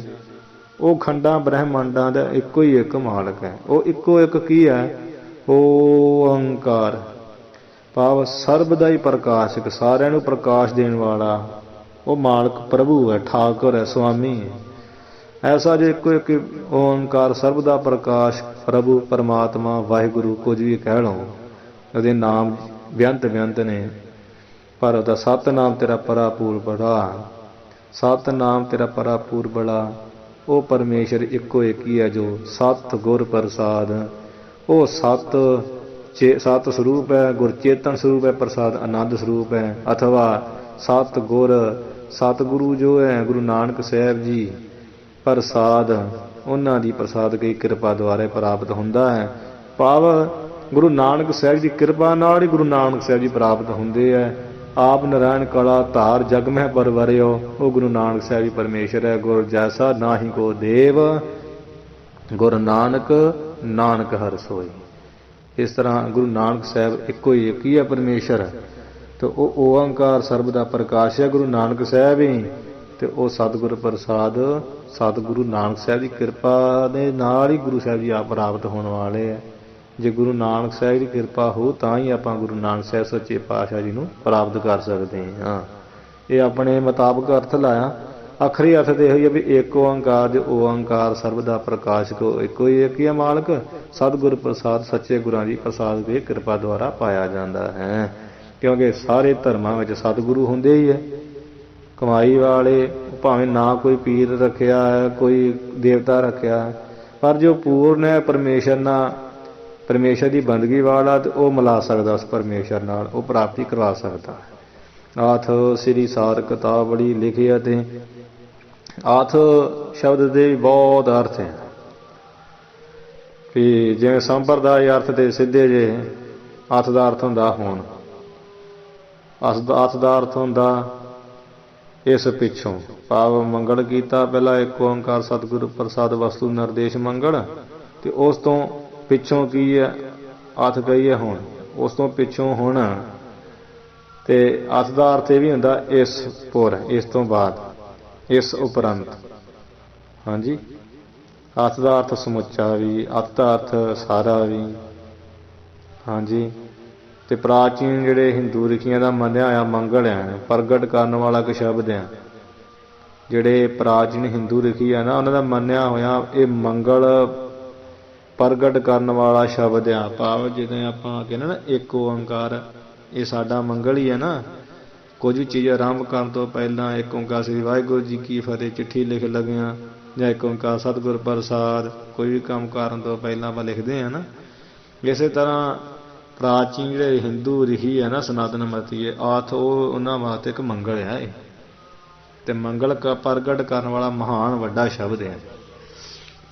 ਇਸ ਤਰ੍ਹਾਂ ਅਰਥ ਦੇ ਕਈ ਅਰਥ ਹੈ, ਤੇ ਸ੍ਰੀ ਦੇ ਵੀ ਕਈ ਅਰਥ ਹੈ। ਪਹਿਲਾਂ ਆਪਾਂ ਕੱਲੇ ਕੱਲੇ ਸ਼ਬਦ ਦਾ ਦੱਸਦੀ ਵੀ ਕਈ ਕਈ ਅਰਥ ਹੈ। ਸ੍ਰੀ ਪਦ ਦੇ ਵੀ ਕਈ ਅਰਥ ਹੈ। ਸ੍ਰੀ ਪਦ, ਸ੍ਰੀ ਨਾਮ ਲక్ష్ਮੀ ਦਾ ਵੀ ਹੈ, ਸ੍ਰੀ ਨਾਮ ਸੁਭਾਇਮਾਨ ਦਾ ਵੀ ਹੈ, ਸ੍ਰੀ ਨਾਮ ਸੋਭਾ ਦਾ ਵੀ ਹੈ, ਸ੍ਰੀ ਨਾਮ ਸੰਪਦਾ ਦਾ ਵੀ ਹੈ। ਸੰਪਦਾ ਵਿਭੂਤੀ, ਲక్ష్ਮੀ ਵਿਭੂਤੀ, ਸੰਪਦਾ ਇੱਕੋ ਹੀ ਨਾਮ ਹੀ ਹੈ ਨਾ। ਤੇ ਸ੍ਰੀ ਜਿਹੜਾ ਉਹ 6 ਰਾਗਾਂ ਵਿੱਚੋਂ ਪਹਿਲਾ ਰਾਗ ਵੀ ਸ੍ਰੀ ਰਾਗ ਹੈ। ਹਾਂਜੀ, ਉਹ ਰਾਗ ਦੇ ਰਾਗ ਹੀ ਹੈ, ਸ੍ਰੀ ਹੈ ਨਾ, ਹੈ ਤੇ ਸ੍ਰੀ ਹੈ ਨਾ ਉਹ ਸ੍ਰੀ ਰਾਗ। ਮਾਝ ਰਾਗ, ਮਾਝ ਨਾਮ ਹੈ, ਰਾਗ ਤੇ ਚਲੋ ਹੈ ਹੀ ਹੈ ਵੀ ਰਾਗ ਹੈ। ਰਾਗ ਦਾ ਨਾਮ ਕੀ, ਮਾਝ, ਰਾਗ ਦਾ ਨਾਮ ਕੀ, ਸ੍ਰੀ। ਯਾਨੀ 6 ਰਾਗਾਂ ਵਿੱਚੋਂ ਪਹਿਲਾ ਰਾਗ ਸ੍ਰੀ ਰਾਗ ਹੈ, ਮਹਾਨ ਹੈ। ਫਿਰ ਵੈਸ਼ਨਵ ਜਿਹੜੇ ਹੈ ਨਾ, ਉਹਨਾਂ ਦਾ ਇੱਕ ਫਿਰਕਾ ਵੀ ਵੈਸ਼ਨਵ ਮਤ ਵਾਲਿਆਂ ਦਾ, ਜਿਸ ਵਿੱਚ ਲక్ష్ਮੀ ਦੀ ਪੂਜਾ ਮੁੱਖ ਹੈ। ਇੱਕ ਫਿਰਕਾ ਵੈਸ਼ਨਵਾਂ ਦਾ, ਵੈਸ਼ਨਵ ਮਤ ਦਾ, ਉਹਦੇ ਵਿੱਚ ਲక్ష్ਮੀ ਦੀ ਬੜੀ ਪੂਜਾ ਕਰਦੇ ਮੁੱਖ। ਇਸ ਮਤ ਦੇ ਲੋਕ ਲਾਲ ਰੰਗ ਦਾ ਤਿਲਕ ਮੱਥੇ ਤੇ ਲਾਉਂਦੇ ਹੈ। ਇਹ ਸੰਪਰਦਾਇ ਦਾ ਪ੍ਰਚਾਰਕ ਰਾਮਾਨੰਦ ਸਵਾਮੀ ਹੋਇਆ। ਮਤਲਬ ਫਿਰਕੇ ਦਾ ਨਾਮ ਕੀ ਹੈ, ਸ੍ਰੀ। ਤੇ ਸ੍ਰੀ ਫਿਰ ਇੱਕ ਛੰਦ ਦਾ ਨਾਮ ਨਹੀਂ। ਸ੍ਰੀ ਫਿਰ ਸਰਸਵਤੀ ਨੂੰ ਕਹਿੰਦੇ ਆ, ਸ੍ਰੀ ਫਿਰ ਕੀਰਤੀ ਨੂੰ ਕਹਿੰਦੇ ਆ। ਤੇ ਅਸਲ ਵਿੱਚ ਸ੍ਰੀ ਕੀ ਆ, ਇੱਕ ਆਦਰ ਬੋਧਕ ਸ਼ਬਦ ਆ, ਜੋ ਬੋਲਣ ਵਾਸਤੇ ਕਿਸੇ ਨੂੰ ਆਦਰ ਦੇਣਾ ਹੋਵੇ, ਤੇ ਕਿਸੇ ਨੂੰ ਲਿਖਣ, ਜੋ ਕੋਈ ਗ੍ਰੰਥ ਮਹਾਨ ਲਿਖ ਕੁਝ ਵੀ ਲਿਖਦੇ ਆ, ਲਿਖਣ ਵਿੱਚ ਵਰਤਿਆ ਜਾਂਦਾ ਆਦਰ ਬੋਧਕ ਸ਼ਬਦ ਹੈ ਸ੍ਰੀ। ਤੇ ਜੇ ਕਿਸੇ ਨੂੰ ਬੋਲਣਾ, ਉਹ ਜਿਹੜੇ ਮਹਾਨ ਵਿਦਵਾਨ ਉਹ ਤਿਵੇਂ ਕਹਿੰਦੇ ਆ ਵੀ ਜਿਹੜਾ ਧਰਮ ਦਾ ਆਚਾਰੀਆ ਗੁਰੂ ਹੁੰਦਾ, ਤੇ ਮਹਾਰਾਜੇ ਹੁੰਦੇ ਆ ਨਾ, ਉਹਨਾਂ ਵਾਸਤੇ 108 ਵਾਰ ਸ੍ਰੀ ਸ਼ਬਦ ਵਰਤਣਾ ਚਾਹੀਏ, ਵਰਤਿਆ ਜਾਂਦਾ। ਮਾਤਾ ਪਿਤਾ ਵਾਸਤੇ, ਵਿਦਿਆ ਗੁਰੂ ਲਈ 6 ਵਾਰ ਵਰਤੀਏ ਸ੍ਰੀ ਸ਼ਬਦ ਨੂੰ। ਆਪਣੇ ਮਾਲਕ ਵਾਸਤੇ 5 ਵਾਰ ਵਰਤੀਏ, ਵਰਤਿਆ ਜਾਂਦਾ ਤੇ ਵਰਤਣਾ ਚਾਹੀਦਾ। ਵੈਰੀ ਨੂੰ 4 ਵਾਰ, ਇਹ ਮੇਰਾ ਜਿਹੜੀ ਵੈਰੀ ਨਾ, ਸ੍ਰੀ ਸ੍ਰੀ ਸ੍ਰੀ ਸ੍ਰੀ, ਇਹ ਮੇਰਾ ਵੈਰੀ। ਇਸ ਤਰ੍ਹਾਂ 4 ਵਾਰ ਵੈਰੀ ਦੇ। ਮਿੱਤਰ ਨੂੰ 3 ਵਾਰ, ਨੌਕਰ ਨੂੰ 2 ਵਾਰ, ਨੌਕਰ ਦੇ 2 ਵਾਰ ਵਰਤਣਾ, ਤੇ ਪੁੱਤਰ ਤੇ ਆਪਣੀ ਇਸਤਰੀ ਨੂੰ 1 ਵਾਰ। ਭਾਵ ਇਹਨਾਂ ਪੁੱਤਰ ਤੇ ਇਸਤਰੀ ਨੂੰ ਇਹਨਾਂ ਸੁਭਾਏ ਮਾਣ ਨਹੀਂ ਕਰਨਾ, ਮਤਲਬ ਦੱਸਣ ਦਾ ਇਹ ਹੈ। ਕਿਉਂਕਿ ਉਹ ਸਾਰ ਕਿਤਾਬਲੀ 'ਚ ਅੱਗੇ ਆ ਹੀ ਜਾਏਗਾ ਕਿ ਸਿਫਤ ਇਹਨਾਂ ਦੀ ਘੱਟ ਕਰਨੀ ਚਾਹੀਦੀ, ਜੇ ਕਰ ਲਏ ਫਿਰ ਵਿਗੜ ਜਾਂਦੇ ਤੇ ਆਪਾਂ ਧੋਖਾ ਖਾ ਜਾਂਦੇ। ਘੱਟ ਸਿਫਤ ਕਰਨੀ ਹੈ ਪੁੱਤਰ ਦੀ ਤੇ ਇਸਤਰੀ ਦੀ, ਗੁਰੂ ਆਪਣੇ ਦੀ ਫੁੱਲ ਕਰਨੀ। ਸ੍ਰੀ ਸ਼ਬਦ ਵਰਤਣਾ ਚਾਹੀਦਾ ਇਸਤਰੀ ਪੁੱਤਰ ਵਾਸਤੇ 1 ਵਾਰ ਹੀ। ਮਤਲਬ ਇਹ ਜਿਹੜਾ ਆਦਰ ਬੋਧਕ ਸ਼ਬਦ ਆ, ਇਹਨਾਂ ਜਾਣ ਜਿਹਨੇ ਨਾਮ ਗਣਾਏ ਨਾ, ਇਹਨਾਂ ਵਾਸਤੇ ਇੰਨੀ ਵਾਰ ਵਰਤਣਾ ਚਾਹੀਏ। ਸ੍ਰੀ ਦਾ ਅਰਥ ਫਿਰ ਸੁੰਦਰ ਵੀ ਹੁੰਦਾ, ਸ੍ਰੀ ਦਾ ਅਰਥ ਯੋਗ ਵੀ ਹੁੰਦਾ, ਲਾਇਕ ਵੀ ਹੁੰਦਾ। ਯੋਗ ਆਖਦਾ, ਲਾਇਕ ਆਪੇ ਹੋ ਗਿਆ ਭਾਵ ਅਰਥ। ਸ੍ਰੀ ਦਾ ਅਰਥ ਫਿਰ ਸ੍ਰੇਸ਼ਟ ਹੁੰਦਾ, ਸ੍ਰੇਸ਼ਟ ਮਤਲਬ ਉੱਤਮ, ਆਪੇ ਭਾਵ ਅਰਥ ਹੋ ਗਿਆ। ਇਸ ਤਰ੍ਹਾਂ ਸ੍ਰੀ ਦੇ ਵੀ ਕਈ ਅਰਥ ਹਨ। ਸਿੱਧਾ ਤੁਸੀਂ ਹੁਣ ਇਹ ਸਮਝ ਲਓ, ਅਰਥ ਕਹੀਏ ਹੁਣ ਜਾਂ ਮੰਗਲ ਤੋਂ ਉਪਰੰਤ, ਇਸ ਤੋਂ ਬਾਅਦ, ਅਸ ਦਾ ਅਰਥ ਬਾਅਦ ਵੀ ਹੁੰਦਾ। ਸਿੱਧਾ ਮੁੱਖ ਅਰਥ ਹੋਣੀ ਹੈ। ਅਸ ਕਹੀਏ ਹੁਣ ਮੰਗਲ ਕਰਕੇ ਗੁਰੂ ਗ੍ਰੰਥ ਸਾਹਿਬ ਮਹਾਰਾਜ ਜੀ ਦੇ, ਸ੍ਰੀ ਗੁਰੂ ਨਾਨਕ ਦੇਵ ਮਹਾਰਾਜ ਦਾ ਬਖਸ਼ਿਆ ਹੋਇਆ ਮੰਗਲ, ਗੁਰੂ ਅਰਜਨ ਸਾਹਿਬ ਮਹਾਰਾਜ ਦਾ ਬਖਸ਼ਿਆ ਹੋਇਆ ਮੰਗਲ। ਕਹਿੰਦੇ ਇਸ ਮੰਗਲ ਕਰਨ ਤੋਂ ਬਾਅਦ ਹੁਣ ਸ੍ਰੀ ਕਹੀਏ ਜੋ ਸੁਭਾਏਮਾਨ ਹੈ, ਜਾਂ ਸੋਭਾ ਦੇਣ ਵਾਲਾ ਹੈ, ਜਾਂ ਸੁੰਦਰ ਹੈ, ਉੱਤਮ ਹੈ, ਸ੍ਰੇਸ਼ਟ ਹੈ। ਉਹ ਕੀ ਹੈ, ਸਾਰ ਕਿਤਾਬਲੀ। ਸਾਰ ਕਿਤਾਬਲੀ ਜਿਹੜਾ ਗ੍ਰੰਥ ਹੈ, ਤੇ ਸਾਰ ਦਾ ਗ੍ਰੰਥ ਲਿਖਿਆ ਤੇ ਕਹੀਏ ਉਹਨੂੰ ਲਿਖਦੇ ਆ, ਪ੍ਰਾਰੰਭ ਕਰਦੇ ਆ, ਆਰੰਭ ਕਰਦੇ। ਲਿਖਿਆ ਦਾ ਅਰਥ ਹੁੰਦਾ ਲਿਖਦੇ। ਤੇ ਸਾਰ ਕਤਾਵਲੀ ਦਾ ਅਰਥ ਜੇ ਪਾਦਛੇਦ ਕਰਕੇ ਕਰਨਾ ਹੋਵੇ ਇਹ ਆ, ਸਾਰ ਨਾਮ ਹੁੰਦਾ ਸ੍ਰੇਸ਼ਟ ਦਾ। ਰਾਰੇ ਵਿੱਚੋਂ ਰਾਰੇ ਔਂਕੜ ਜਿਹੜਾ ਲੱਗਾ ਹੈ ਉਹ ਔਂਕੜ ਤੋਂ ਨਿਕਲਣਾ ਊੜਾ ਬਣ ਗਿਆ ਉਗਤ। ਸਾਰ ਉਗਤ ਆਵਲੀ। ਤੱਤੇ ਤੋਂ ਵਿੱਚੋਂ ਕੰਨਾ ਨਿਕਲ ਗਿਆ, ਕੀ ਬਣ ਗਿਆ ਐੜਾ, ਤੇ ਤੱਤੇ ਕੰਨਾ ਪਾ ਕੇ ਹੋ ਗਿਆ ਆਵਲੀ। ਹਾਂਜੀ, ਕਈ ਇੱਦਾਂ ਵੀ ਕਹਿ ਲੈਂਦੇ ਵੀ ਕੰਨਾਂ ਵਿੱਚੋਂ ਐੜਾ ਨਿਕਲਿਆ, ਉਹ ਵੀ ਠੀਕ ਹੈ, ਪਰ ਹਰੇਕ ਮੁਕਤੇ ਅੱਖਰ ਚੋਂ ਐੜਾ ਨਿਕਲਦਾ ਹੀ ਨਿਕਲਦਾ, ਹਰੇਕ ਸਿਹਾਰੀ ਚੋਂ ਈੜੀ ਨਿਕਲਦੀ ਨਿਕਲਦੀ। ਇਸ ਤਰ੍ਹਾਂ ਜਿਹੜੇ ਕੋਈ ਵਿਆਕਰਨ ਪੜ੍ਹੇ ਆ ਉਹਨਾਂ ਮਹਾਂਪੁਰਸ਼ਾਂ ਦਾ ਕਹਿਣਾ। ਤੇ ਤੱਤੇ ਅੱਖਰ ਚੋਂ ਨਿਕਲ ਗਿਆ ਐੜਾ, ਜਾਂ ਕੰਨਾਂ 'ਚ ਨਿਕਲ ਗਿਆ ਐੜਾ, ਤੇ ਕੰਨਾ ਜਿਹੜਾ ਉੱਦਾਂ ਹੀ ਰਹਿ ਗਿਆ ਬਣ ਗਿਆ ਆਵੜੀ। ਸਾਰ ਉਗਤ ਆਵਲੀ। ਹਾਂਜੀ, ਸਾਰ ਦਾ ਅਰਥ ਹੋ ਗਿਆ ਸ੍ਰੇਸ਼ਟ, ਉਗਤ ਦਾ ਅਰਥ ਹੋ ਗਿਆ ਉਗਤੀਆਂ। ਤੇ ਜੁਗਤੀਆਂ ਸ਼ਬਦ ਕੋਲੋਂ ਲਾ ਲੈਣਾ। ਸ੍ਰੇਸ਼ਟ ਉਗਤੀਆਂ ਜੁਗਤੀਆਂ। ਉਗਤੀਆਂ ਜੁਗਤੀਆਂ ਮਤਲਬ ਦਲੀਲਾਂ। ਦਲੀਲਾਂ ਬਹੁਤ ਦਿੱਤੀਆਂ ਗ੍ਰੰਥ 'ਚ, ਬੜੇ ਬੜੇ ਪ੍ਰਮਾਣ ਦੇ ਦਲੀਲਾਂ ਦੇ ਕੇ ਫਿਰ ਸਿੱਧ ਕੀਤਾ ਕਰਨਾ। ਮਤਲਬ ਸਾਰ ਸ੍ਰੇਸ਼ਟ, ਸਾਰ ਕੇ ਸ੍ਰੇਸ਼ਟ, ਉਗਤੀਆਂ ਜੁਗਤੀਆਂ ਦਲੀਲਾਂ ਦੀਆਂ ਆਵਲੀ ਕਹੀਏ ਪੰਕਤੀਆਂ। ਆਵੜੀ ਦਾ ਅਰਥ ਦਾ ਪੰਕਤੀਆਂ। ਪੰਕਤੀਆਂ ਵਾਲਾ ਜਿਹੜਾ ਇਹ ਗ੍ਰੰਥ ਹੈ ਨਾ ਸਾਰ ਕਤਾਵਲੀ, ਲਿਖਿਆ ਤੇ ਕਹੀਏ ਲਿਖਦੇ ਹਾਂ, ਪ੍ਰਾਰੰਭ ਕਰਦੇ ਹਾਂ। ਇਹ ਅੱਜ ਆਪਾਂ ਇੰਨੀ ਵਿਚਾਰ ਕਰੀਏ। ਇਹ ਅੱਜ ਆਪਾਂ ਜਿਹੜਾ ਹੈ ਉਥਾਨਕਾ ਪੜ੍ਹ ਲਈ ਗ੍ਰੰਥ ਦੀ, ਕਿ ਕਿਹਨਾਂ ਦੀ ਅੰਸ਼ ਬੰਸ ਵਿੱਚੋਂ ਹਨ। ਪੰਡਿਤ ਹਰਿਆਲ ਜੀ, ਉਹਨਾਂ ਦਾ ਜੋ ਵਿਦਵਾਨਾਂ ਨੇ ਅਨੁਮਾਨ ਲਾਇਆ ਕਦੋਂ ਜਨਮ ਹੋਇਆ ਉਹਦੇ ਬਾਰੇ ਪੜ੍ਹ ਲਿਆ ਹੈ। ਮਾਤਾ ਪਿਤਾ ਬਾਰੇ ਕੁਝ ਮਿਲਦਾ ਨਹੀਂ ਹੈ। ਨਗਰ ਦਾ ਨਾਮ, ਜ਼ਿਲ੍ਹੇ ਦਾ ਨਾਮ ਮਿਲ ਜਾਂਦਾ ਹੈ, ਤੇ ਫਿਰ ਉਹਨਾਂ ਦਾ ਜਨਮ ਬਾਰੇ ਪੜ੍ਹ ਲਿਆ ਥੋੜ੍ਹਾ ਬਹੁਤ। ਤੇ ਇਸੇ ਪ੍ਰਕਾਰ ਦੱਸਿਆ ਜਾਂਦਾ ਵੀ ਇਹਨਾਂ ਦੇ ਮਾਤਾ ਪਿਤਾ ਬੜੇ ਸ਼ਰਧਾਲੂ ਸਨ ਗੁਰੂ ਮਹਾਰਾਜ ਜੀ ਦੇ, ਉਹ ਲਾਗ ਲੱਗੀ ਹੋਈ ਸੀ। ਫਿਰ ਪੰਡਿਤ ਜੀ ਨੇ ਬੜਾ ਉਦਮ ਕਰਕੇ ਵਿਰਾਗ ਸ਼ਤਕ ਤੇ ਸਾਰ ਕਤਾਵਲੀ ਗ੍ਰੰਥ ਲਿਖਿਆ, ਉਹਦੇ ਬਾਰੇ ਥੋੜ੍ਹੀ ਬਹੁਤੀ ਜਾਣਕਾਰੀ ਲੈ ਲਈ। ਅੱਜ ਗੁਰੂ ਸਾਹਿਬ ਜੀ ਦਾ ਵਸਤੂ ਨਿਰਦੇਸ਼ ਮੰਗਲ, ਬੀਜ ਮੰਤਰ ਮੰਗਲ, ਉਹ ਵੀ ਆਪਾਂ ਉਹਦੀ ਵਿਚਾਰ ਕਰ ਲਈ ਸੂਖਮ ਰੂਪ ਵਿੱਚ। ਤੇ ਗ੍ਰੰਥ ਕਿਵੇਂ ਵੀ ਗ੍ਰੰਥ ਲਿਖਦੇ ਆ, ਮੰਗਲ ਤੋਂ ਬਾਅਦ ਫਿਰ ਅੱਗੇ ਮੰਗਲ ਕਰਨਗੇ। ਅੱਜ ਜਿੱਥੋਂ ਅਧਿਆਏ ਪਹਿਲਾ ਪ੍ਰਾਰੰਭ ਹੋਏਗਾ ਗ੍ਰੰਥ ਕਰਤਾ ਵੱਲੋਂ ਮੰਗਲ ਜਿਹੜੇ ਕੀਤੇ ਹੋਏ ਆ ਵਿਸ਼ਨੂੰ ਭਗਵਾਨ ਜੀ ਦਾ। ਇਸੇ ਤਰ੍ਹਾਂ ਗਣੇਸ਼ ਮੰਗਲ, ਸਰਸਤੀ ਮੰਗਲ, ਭਾਵ ਸਰਸਵਤੀ ਮੰਗਲ, ਸਾਰਦਾ ਮੰਗਲ, ਵਿਦਿਆ ਦਾਤੀ ਦਾ ਮੰਗਲ ਗ੍ਰੰਥ ਪ੍ਰਾਰੰਭ ਕਰਨਗੇ। ਪਹਿਲੇ ਅਧਿਆਏ ਵਿੱਚ ਧਰਮ ਦੀ ਵਿਆਖਿਆ ਕਰਨਗੇ, ਉਹ ਆਪਾਂ ਸਰਵਣ ਸਾਰੇ ਕਰਾਂਗੇ। ਤੇ ਜਿਵੇਂ ਜਿਵੇਂ ਉਹਦੇ ਮੰਗਲਾਂ ਦੇ ਅਰਥ ਹੈ, ਜਿਵੇਂ ਸੰਪਰਦਾ ਦੇ ਵਿੱਚ ਅੰਤਰੀ ਅਰਥ ਵੀ ਕਰਵਾਏ ਜਾਂਦੇ ਆ। ਪਹਿਲਾ ਤੇ ਆਦ ਅਰਥ, ਮੂਲ ਜੋ ਲਿਖਿਆ ਗ੍ਰੰਥ, ਜੋ ਮੂਲ ਸ਼ਬਦ ਲਿਖੇ ਛੰਦ ਵਿੱਚ ਉਹਦੇ ਸਿੱਧੇ ਸਿੱਧੇ ਅਰਥ। ਫਿਰ ਅੰਤਰੀ ਅਰਥ ਜਿਹੜੇ ਆ ਉਹ ਵੀ ਆਪਾਂ ਜਿੰਨੀ ਕੁ ਸਮਝ ਪਾਊਗੀ ਗੁਰੂ ਸਾਹਿਬ ਦੀ ਕਿਰਪਾ ਨਾਲ ਉਹ ਸੰਪਰਦਾਈ ਅਰਥ ਵੀ ਆਪਾਂ ਕਰਾਂਗੇ। ਗੁਰੂ ਸਾਹਿਬ ਕਿਰਪਾ ਕਰਨ ਅੱਜ ਇੱਥੇ ਆਪਾਂ ਜਿਹੜੀ ਹੈ ਸਮਾਪਤੀ ਕਰੀਏ। ਗ੍ਰੰਥ ਦੀ ਪ੍ਰਾਰੰਭਤਾ ਗੁਰੂ ਸਾਹਿਬ ਜੀ ਦੀ ਕਿਰਪਾ ਨਾਲ ਹੋ ਗਈ ਹੈ। ਮਹਾਰਾਜ ਆਪ ਹੀ ਗ੍ਰੰਥ ਦੀ ਸੰਪੂਰਨਤਾ ਕਰਾ ਲੈਣ, ਕਿਉਂਕਿ ਜਿਹੜੇ ਕਾਰਜ ਗੁਰੂ ਬਿਨਾਂ ਪੂਰੇ ਨਹੀਂ ਹੋ ਸਕਦੇ। ਤੇ ਗੁਰੂ ਸਾਹਿਬ ਜੀ ਅੱਗੇ ਬੇਨਤੀ ਕਰਨੀ ਚਾਹੀਦੀ, ਕੀਤਾ ਲੋੜੀਐ ਕੰਮ ਸੋ ਹਰਿ ਪਹਿ ਆਖੀਐ, ਕਾਰਜ ਦੇ ਸਵਾਰ ਸਤਿਗੁਰ ਸੱਚ ਸਾਖੀਐ। ਜਦੋਂ ਅਰਦਾਸ ਬੇਨਤੀ ਕਰੀਦੀ ਹੈ, ਕਹੋ ਬੇਨੰਤੀ ਆਪਣੇ ਸਤਿਗੁਰ ਪਾਹੇ, ਕਾਜ ਤੁਮਾਰੇ ਦੇ ਨਿਭਾਹੇ। ਮਹਾਰਾਜ ਫਿਰ ਕੰਮ ਸਾਰੇ ਨਿਭਾ ਦਿੰਦੇ। ਮਹਾਰਾਜ ਭੁੱਲਾਂ ਚੁੱਕਾਂ ਦੀ ਹਿਮਾ ਕਰਨੀ ਜੀ। ਵਾਹਿਗੁਰੂ ਜੀ ਕਾ ਖਾਲਸਾ, ਵਾਹਿਗੁਰੂ ਜੀ ਕੀ ਫਤਿਹ।